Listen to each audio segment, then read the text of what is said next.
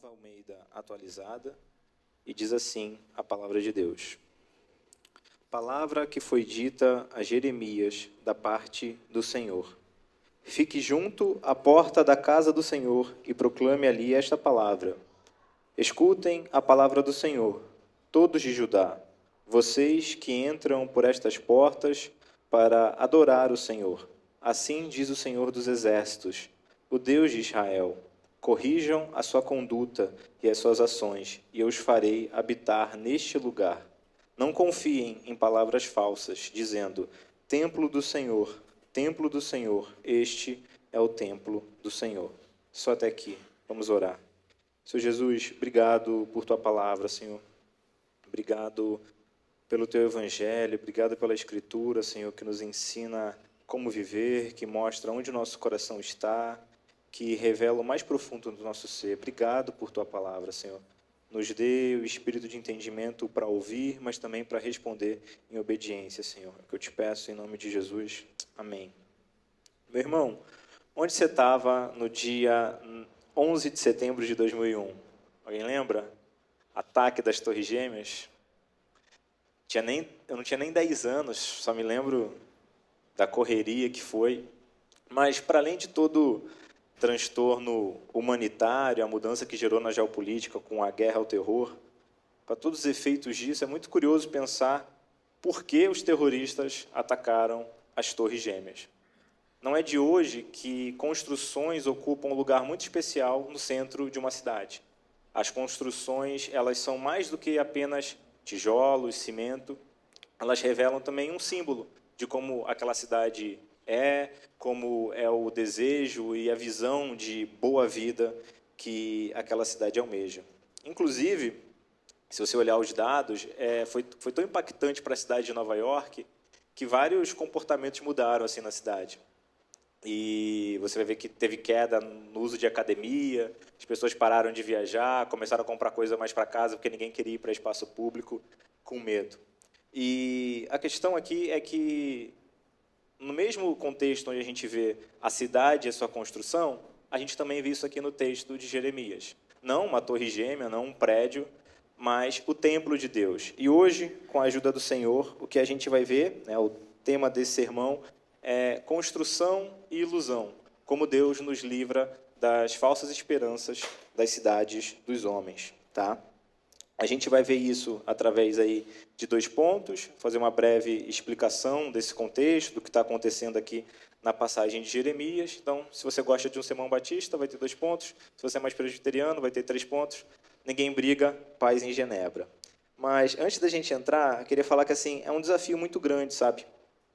Pregar. Um desafio muito grande porque, não sei se você já viu aqueles vídeos no YouTube, onde uma pessoa compra uma casa antiga, tem muito mais na Inglaterra, assim, não sei se alguém gosta, né? O algoritmo é muito sui generis, né? Cada um tem o seu, mas aqueles vídeos onde a pessoa compra um castelo, uma casa antiga e está tudo abandonado.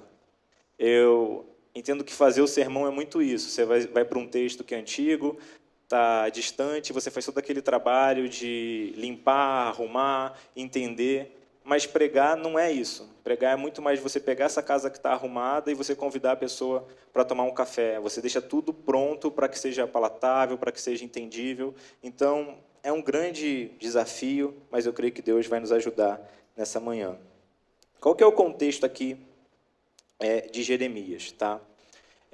Israel tinha passado por uma reforma alguns anos antes. A gente teve o reinado de Josias, e Josias era um menino, foi orientado pelo sacerdote, e nessa busca que eles tiveram em Israel, eles encontraram o livro da lei, que foi Deuteronômio. Estava abandonado no templo, e com isso houve uma reforma de tirar a idolatria de Jerusalém, limpar o templo. Foi feita essa reforma religiosa, e essa reforma também cívica, por assim dizer. Teve toda uma mexida em Jerusalém. E agora Jeremias está pregando para esse povo, falando assim, olha, para além dessa reforma superficial, para além dessa reforma da aparência, é necessário reformar também o coração de vocês. E ele vai denunciar justamente onde estava a fé. Israel se fazia surdo, se fazia cego para o que estava acontecendo, porque ele confiava no templo. Então, essa palavra templo do Senhor, era meio como se fosse o slogan dessa reforma que aconteceu. As pessoas se orgulhavam muito de ter um templo reformado, de ter uma igreja, vou colocar assim, bem constituída. E Jeremias diz, não confiem nisso. E, para além dessa construção, isso que eu quero chamar a atenção, para além dessa construção aqui do templo, a gente pode ver, ao longo de toda a narrativa bíblica, essa tensão. Sempre a cidade aparece na Bíblia com a sua imponência, com a sua glória, e isso vai gerando uma tensão que só vai ser resolvida ao final. Então, para a gente poder contextualizar melhor e entender, para não ficar só nesse recorte do texto, eu gostaria de convidar a gente a fazer esse panorama. Só que, antes da gente fazer esse panorama, eu gostaria de ler um comentário que um pastor que eu gosto muito fez sobre esse texto, que é o Eugene Peterson. Ele fala assim, lugares são importantes, extremamente importantes, pois neles nos reunimos para definir ações imediatas e nos organizar para novos desafios. No entanto, ir à igreja para cantar hinos não nos torna mais santos, da mesma forma que ir a uma cocheira e relinchar não nos transforma em cavalos. Palavras também são importantes, imensamente importantes. O que falamos e como falamos revela o que de há mais íntimo e pessoal em nosso coração. Porém, repetir continuamente palavras sagradas não cria um relacionamento pessoal com Deus. Da mesma forma que repetir "eu amo você" várias vezes ao dia não nos transforma em ardentes apaixonados. Jeremias faz esse chamado ao arrependimento. Um arrependimento de um povo que se fazia surdo e estava cego por só enxergar aquilo que os olhos podiam ver, o templo. E essa tensão nos leva a explorar esse arco narrativo da cidade e da construção na Bíblia, que mostra como Deus redime as ambições humanas, demasiadamente humanas, para cumprir seus propósitos eternos. Então vamos lá. Dentro da Bíblia, a primeira vez que aparece cidade é em Gênesis 4. Caim é o primeiro construtor da cidade. E aí já faz uma separação entre o povo de Deus, que seria o povo da aliança, a herança do Senhor, e a cidade dos homens. A cidade aparece com essa pretensão de segurança. Então, Caim, fugindo do seu pecado, ele constrói essa cidade. E é muito importante a gente lembrar, talvez, de um conceito de um irmão muito querido nosso, que é o Augusto Aurélio Agostinho, que definiu que o amor de uma cidade é que define o destino e a natureza dessa cidade. Na sua obra A Cidade de Deus, ele vai separar o que seria a cidade dos homens e a cidade de Deus. Ele diz que a cidade de Deus é composta por pessoas que, pela bênção do autoesquecimento, pela humildade do Evangelho, vão viver por amor a Deus. Esse amor a Deus vai ordenar todas as demais paixões. E a cidade dos homens é essa cidade onde as pessoas amam a si mesmo e vão lutar com uma ambição egoísta para conquistar, para construir, para ser. E a gente vê isso no primeiro, em Caim.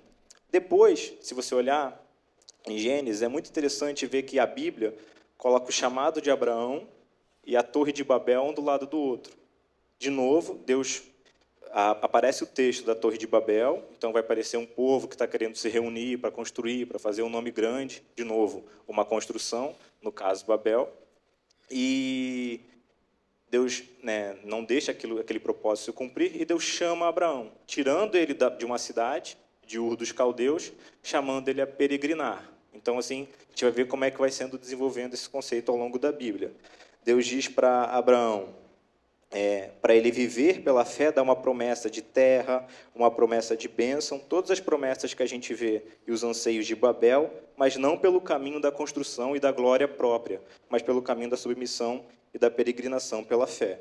E aí a gente entra no deserto depois, fazendo um salto. Israel sai do Egito, sai da cidade do faraó e passa de novo a peregrinar no deserto e vai se confrontando com algumas cidades. Jericó, por exemplo, com o seu muro, e a gente vê essa tensão entre a cidade e o povo de Deus.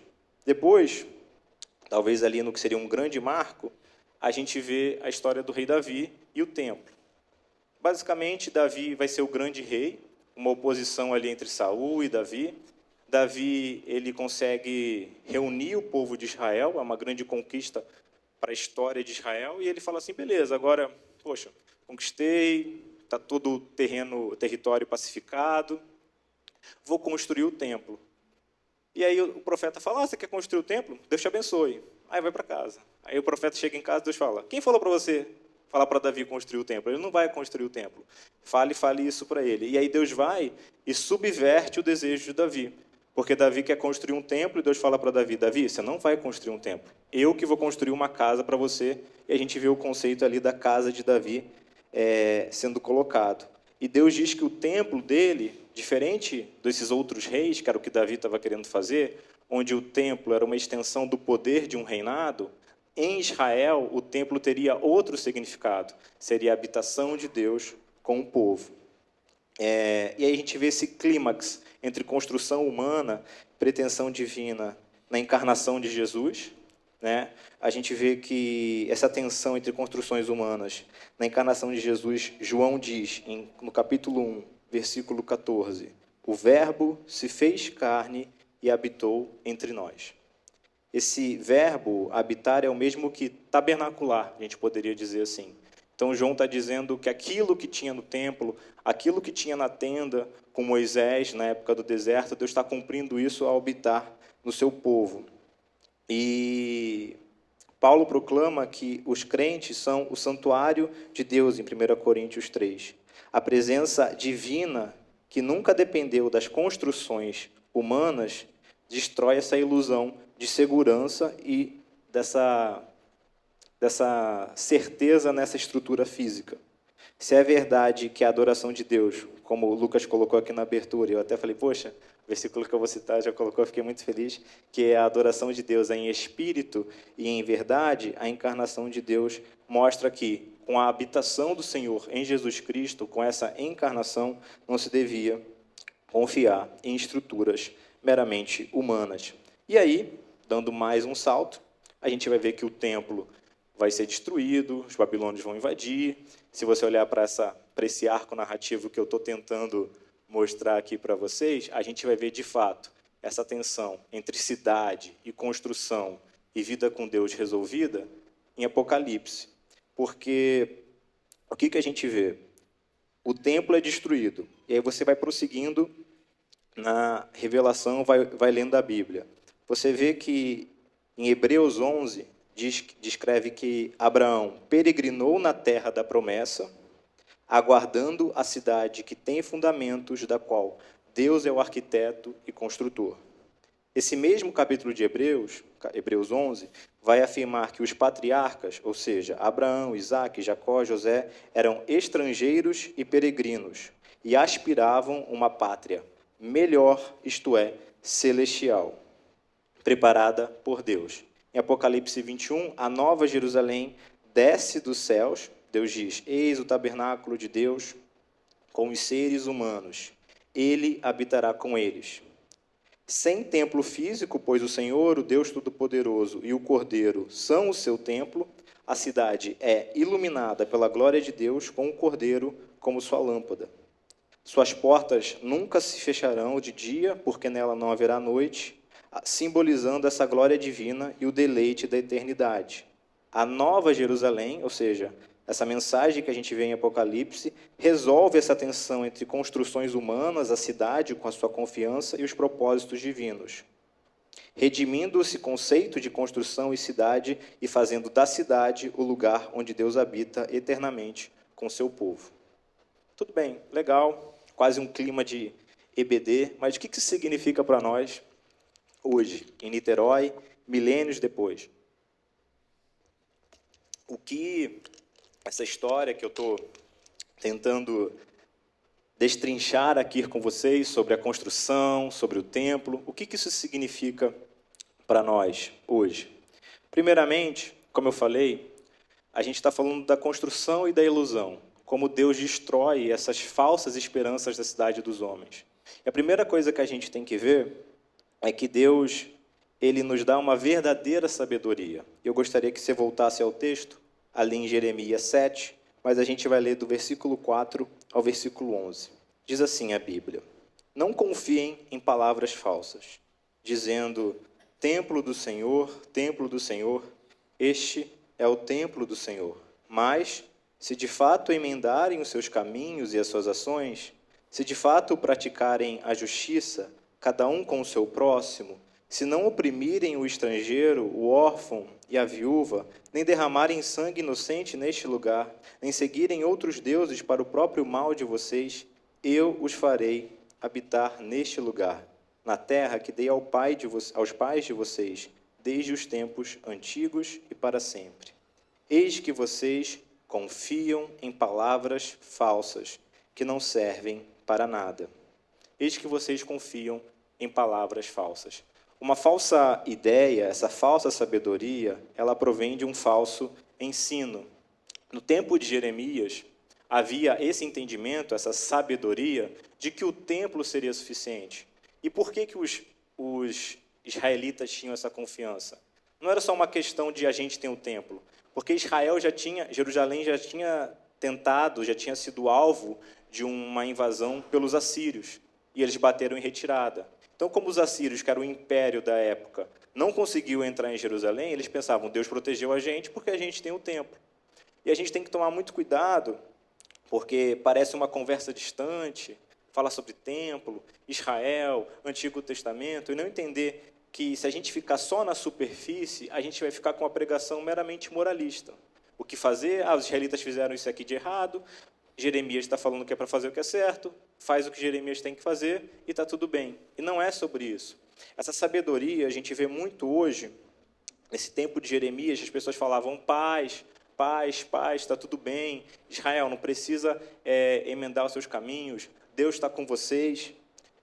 E nos dias de hoje a gente também tem esse falso ensino, né? Se você olhar para o nosso tempo, se você olhar para o que a gente vê hoje, a gente tem quase uma mistura de um evangelho que faz a pessoa olhar para fora, ver conquistas como teologia da prosperidade, Deus me ama porque eu tenho dinheiro, porque eu sou bem-sucedido, ou então uma teologia que é quase um cumprimento de meramente um bem-estar burguês.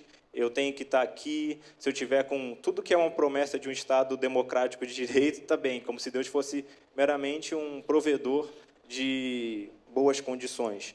E esse falso ensino, porque isso não é uma verdade, porque a verdade da Bíblia é que a gente pode passar por toda e qualquer provação, a gente precisa olhar para o nosso coração e falar: Deus, onde eu estou construindo essa vida? Porque se o mundo é um lugar inóspito, se o mundo é um lugar difícil, todos nós estamos construindo uma casa na nossa vivência. O que eu quero dizer com essa imagem? A gente está transformando esse estar no mundo num estar em casa. A gente está fazendo de um lugar que é difícil, que é a vida, que é um desafio, a gente está fazendo o nosso lugar seguro. E a pergunta é: de onde vem essa segurança? De onde vem essa sabedoria? Então, se tinha esse ensino, essa sabedoria que se firmava na aparência, ou seja, a presença do templo, a sabedoria de Deus é uma sabedoria que não se firma na aparência.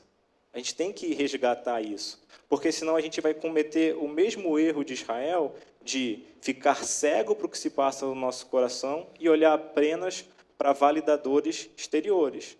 Ah, não, a nossa igreja aqui, olha como é que ela está cheia de gente. Olha, a gente saiu de um hotel e agora a gente está nessa construção maravilhosa. Porque a gente quer, de alguma forma, agarrar a segurança. Mas o que eu quero mostrar é que Deus me ajude a gente chegar ao final desse sermão entendendo que fora de Jesus não tem sabedoria nem segurança.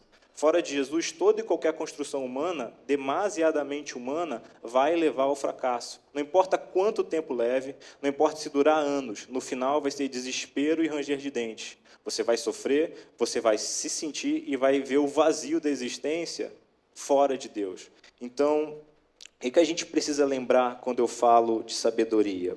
Hoje também existe esse falso ensino que só faz olhar para fora, mas ser cego para o coração. Em tempos, e aqui eu empresto uma expressão que eu vi o Vitor Fontana falar, de instragélio, né, que é o evangelho do Instagram. Em tempos em que a mensagem da Bíblia tem sido reduzida a um corte motivacional na sua rede social de preferência. Em tempos onde muitos pastores parecem ter desistido de ser boca de Deus para ser uma simbiose doentia entre massagista e animador de torcida. eu preciso recuperar uma distinção muito cara ao pensamento reformado, para a gente entender o que eu quero falar com sabedoria, que é a distinção entre obra de competência e obra de fé. O que eu quero dizer com isso? Quando você abre um livro de teologia, você começou a estudar teologia, talvez a primeira aula vai ser, talvez não a primeira, mas nos primeiros módulos você vai ver uma aula assim, fé e razão. Né? Fé e razão. Só que para a Bíblia, fé e razão não são opostos. Para a Bíblia, o grande oposto da fé não é a razão. O grande oposto da fé é a visão. Então, você vai ver, ao longo de toda a Bíblia, uma tensão entre confiar no que os olhos veem, na aparência, e você confiar na palavra de Deus e enxergar pela fé. Então, por exemplo, Saul e Davi. Saul era alto, era forte, foi o rei escolhido pelo povo. O povo olhou a aparência. Deus escolhe Davi, o pequeno, o jovem, e olha para o coração. Israel não tinha, na época de Juízes, não tinha capacidade de fazer armas. Não tinha esse conhecimento, não tinha esse material, era um povo pobre. Quem fazia armas eram os filisteus. Então vai e aparece Golias, com arma, com armadura, com exército bem montado, e Israel fica com medo, porque vê um gigante. E Davi fala, não é para olhar para o gigante, é para lembrar que a batalha é a batalha do Senhor. Ele está profanando o nosso Deus. Não se trata de uma luta entre carne e sangue, mas em relação aos princípios e espíritos, e potestades, que Paulo vai trabalhar no Novo Testamento. Então, a gente tem que recuperar e lembrar dessa chave, dessa tensão entre fé e visão. E eu falei que a gente precisa lembrar de um ensino muito caro no pensamento reformado, que é a distinção entre obra de competência e obra de fé. O que eu quero dizer com isso? Hoje, quando eu falo dessa sabedoria, a gente vê um ensino que só repete receitas prontas de todo e qualquer programa de desenvolvimento pessoal. Então, é uma técnica melhor, é uma correção melhor. Então, se eu tenho um problema, basta eu ir a um especialista. Eu só tenho que aprender, melhorar a minha ideia sobre alguma coisa. E isso é o que a gente chama de obra de competência. Então, a sua vida, do lado de cá, por assim dizer, ela basta que para você resolver os seus problemas, que você melhore. Você precisa dar conta. Deus já fez a parte dele, faz você a sua. Só que essa ideia é mundana, porque ela reduz quem Deus é e diz que você sozinho vai conseguir. Então, basta você melhorar essa técnica. Se não você conseguiu, faz a conta, revisa a planilha do Excel, vê o que está acontecendo e melhora aí, porque Deus já fez tudo o que podia fazer por você, agora é com você. Só que, do outro lado, a gente tem a obra de fé. A gente tem o mesmo trabalho, a gente tem a mesma dedicação, a gente faz as mesmas planilhas que as pessoas fazem, a gente tenta melhorar, mas onde está a nossa confiança? A nossa confiança está em Deus. Então a gente faz o que Paulo fala para a gente. Entregue a vida de vocês como sacrifício vivo a Deus. Então eu faço, eu estudo, eu trabalho, mas eu sei que a minha parte também é a parte de Deus. Deus não age só dos meios extraordinários. Quando eu levanto cedo, quando eu trabalho, quando eu coloco as coisas em oração, Deus está agindo. Eu trabalhando é Deus agindo. Você trabalhando é Deus agindo. Porque Deus só precisa que você entregue o que você faz. A multiplicação é com Ele. Os 5 pães e 2 peixes, essa é a lembrança da diferença entre obra de competência e obra de fé. Tem sim um insumo natural, mas existe um milagre. E se a gente perde a noção e a lembrança do que a Bíblia fala do milagre de Deus, de viver pela fé, a gente vai ficar desesperado, olhando sempre para a aparência, olhando sempre para o óbvio e esquecendo do que Deus está fazendo. E sabe qual que é o perigo disso? A gente não fica pessoas melhores. A gente fica pessoas piores, que é o que acontece aqui no texto de Jeremias. A gente vira negligente com a nossa fé, começa a não olhar para o nosso próprio pecado e entra numa espiral de religiosidade que faz tudo descambar. Então, se você olhar e lembrar na sua Bíblia, você vai ver o que Paulo fala sobre sabedoria, que eu quero citar 1 Coríntios 21, 24. Visto que na sabedoria de Deus o mundo não o conheceu por sua própria sabedoria, Deus achou por bem salvar os que creem por meio da loucura da pregação. Porque os judeus pedem sinais e os gregos buscam sabedoria, mas nós pregamos o Cristo crucificado, escândalo para os judeus, loucura para os gentios, mas para os que foram chamados, tanto judeus como gregos, Cristo é o poder de Deus e a sabedoria de Deus. Cristo é o poder de Deus e a sabedoria de Deus. Judeus e gregos aqui é um símbolo do que todo coração humano faz. Sinais, né? Os judeus pedem sinais. Me mostra aí, eu quero ver. Me diz o que você está fazendo. Os gregos buscam sabedoria. Não, deixa eu entender esse pensamento. Só que a salvação e a vida de fé é vida de fé. A gente estuda, a gente trabalha, mas a gente não coloca a nossa confiança no que a gente vê. A gente coloca a nossa confiança em Deus. Mas Deus não livra só a gente da falsa sabedoria. Deus também nos livra da falsa segurança. Lê comigo Jeremias 7, do versículo 12, mesmo capítulo que a gente está lendo. A gente vai ler do versículo 12 até o versículo 15. Diz assim a Bíblia: Mas vão agora ao meu lugar que estava em Siló, onde no princípio fiz habitar o meu nome, e vejam o que lhe fiz, por causa da maldade do meu povo de Israel. Agora, visto que vocês fazem todas estas obras, diz o Senhor, e eu falei muitas e muitas vezes, mas vocês não me ouviram, chamei, mas vocês não me responderam, farei também com este templo que se chama pelo meu nome, no qual vocês confiam, e com este lugar que dei a vocês e aos seus pais, o mesmo que fiz com Siló. Vou expulsar vocês da minha presença, como expulsei todos os seus irmãos e toda a posteridade de Efraim. Se você não lembra, e aqui eu te ajudo, antes de Jerusalém ser a capital religiosa de Israel, Jerusalém não era nem território de Israel. Lembra que quem vai conquistar vai ser só no final. Você lembra quando Josué está conquistando a terra, e aí vem um pessoal com roupa rasgada, não sei se vocês lembram disso, e fala, a gente é povo distante, faz um acordo com a gente, vocês estão crescendo, vocês não vão matar. Era o povo da cidade de Jerusalém, e eles se disfarçam e fazem um acordo. Então, quando Israel vai conquistar o território, ele não conquista Jerusalém. Jerusalém só vai ser conquistada depois, por Davi. E antes disso, existia toda uma vida religiosa, e essa vida religiosa se dava em Siló. Samuel, que a gente lembra, né? Eu até lembrei de música infantil, que ser pai é você gravar todas as músicas infantis e isso te perturbar o dia todo. Ah, vou botar meu filho para ouvir AC/DC que vai ser rock. Não, é você que vai ser o fã da Fazenda lá do Bito. Enfim. Mas, voltando ao texto, Siló era essa terra que foi ocupada por Samuel, Eli, que foi onde o pessoal oferecia sacrifícios. E existia essa tensão ainda, tanto que você vai ver que Jerusalém ainda não estava estabelecida na época de Davi, que quando Salomão vai ser ordenado rei, ele não vai oferecer sacrifício em Jerusalém, mas em Siló. E aí, nessa época aqui do texto, onde o templo já está construído, já teve Davi, já teve Salomão, já teve o filho de Salomão, já teve Josias, o Siló já não era mais nada. Já não tinha nada, não era assim, não, ficou uma casa de oração ali, não. O povo se corrompeu, Deus deu a palavra, ninguém se arrependeu, veio o tempo de juízes, que o mote de juízes é cada um fazia o que era bom no seu coração, que não é uma frase boa, assim, ninguém sabia o que tinha que fazer, cada um fazia o que achava que era certo. E Deus destrói aquela terra. Então, o que Deus está trabalhando aqui? Olha, além de vocês confiarem na sabedoria, nessa mensagem que diz para vocês que o templo é suficiente, vocês estão colocando também a segurança de vocês. Mas olha o que eu fiz lá em Siló. Lá já foi a minha casa, e agora é só pedra e terra. Vocês acham que eu não posso fazer isso com Jerusalém? Deus está aqui provocando algo muito sério em relação ao que é segurança. Porque, assim, se a gente olhar a Bíblia, numa camada muito superficial, vai parecer que a Bíblia é só um livro do que a gente tem que fazer.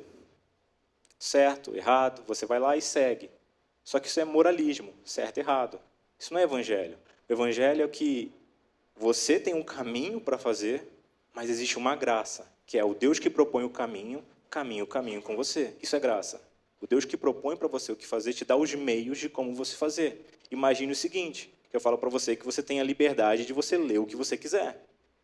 Você pode ler o que você quiser e eu vou te dar um livro. Só que você é analfabeto. O que adiantou essa liberdade? Você pode fazer o que você quiser, mas não tem a capacidade para poder ler esse livro. O Evangelho, Deus deu livros para um monte de analfabetos, mas pelo Espírito Santo ele alfabetiza esses analfabetos e eles são capazes de ler. O que eu estou querendo dizer com essa alegoria? Deus nos dá ordenanças, mas Ele mesmo gera em nós a capacidade de obedecer a ordenança. Se a gente esquece de que a capacidade vem de Deus, a gente vai cair num moralismo. E a falsa segurança é porque você, afeito a uma religiosidade, afeito a um comportamento meramente de aparências, se você faz isso, você precisa se agarrar em alguma coisa. Os israelitas se agarravam no templo, era a segurança deles. E nós? Onde eu e você nos agarramos? Onde eu e você tiramos a nossa segurança? Muitas vezes, a gente tende a reduzir a fé a um simples fideísmo, confiando em rituais, construções ou símbolos para nos dar segurança. Mas a verdade é que fora de Cristo, todas essas coisas são destruídas pelo simples passar do tempo. O que o Jeremias está fazendo aqui? Ele está lembrando que eles morrem, que eles não são eternos.